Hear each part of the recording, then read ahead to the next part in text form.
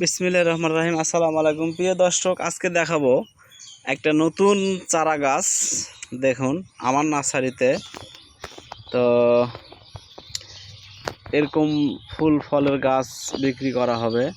তো এই যে ফল দেখাচ্ছি, এটা হলো কমলা।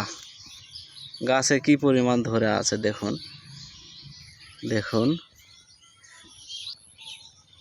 তো গাছে কি পরিমাণ কমলা ধরে আছে। এই গাছটাতে গাছটা হালে পড়তেছে, যাই হোক আটকাচ্ছি আমি।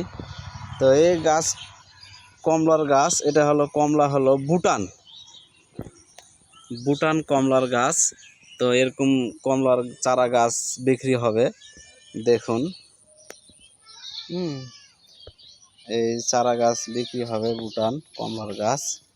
আপনারা যদি কেউ নিতে চান নিতে পারবেন। এই যে আর কিছু পেয়ারা গাছও আছে, পেয়ারা চারাও নিতে পারবেন।